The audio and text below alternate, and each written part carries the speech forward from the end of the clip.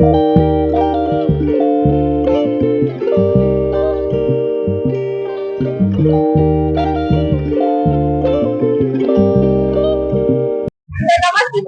ಮಾ.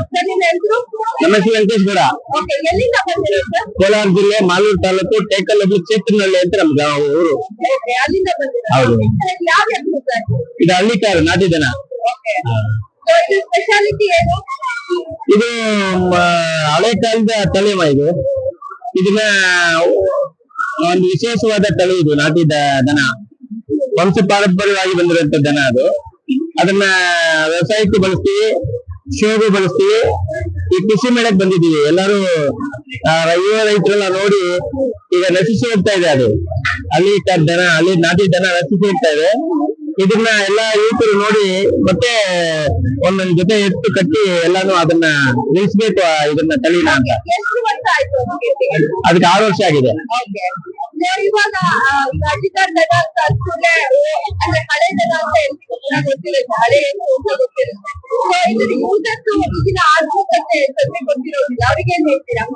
ಅದೇ ಆಧುನಿಕತೆ ಎಲ್ಲ ಬಂದಿರೋದ್ರಿಂದ ಉಳುಮೆ ಮಾಡೋದಕ್ಕೆ ಎಲ್ಲಾನು ಎತ್ತಿನ ಬಳಸೋದಿಲ್ಲ.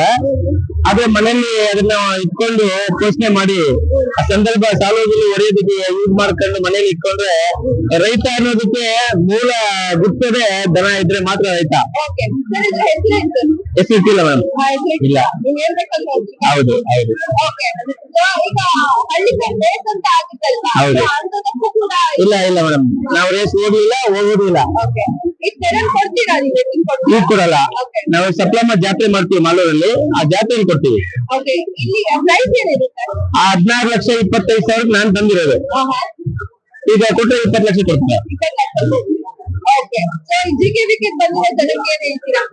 ಜಿಕೆವಿಕೆಗೆ ಸಿಕ್ಕಾಪಟ್ಟೆ ಜನ ಬಂದಿದ್ದಾರೆ, ಯುವಕರು ಬಂದಿದ್ದಾರೆ.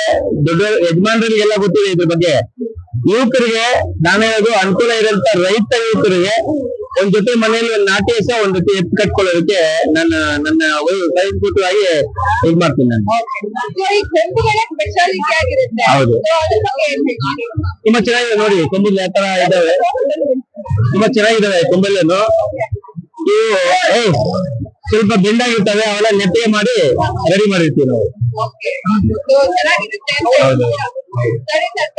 Thank you.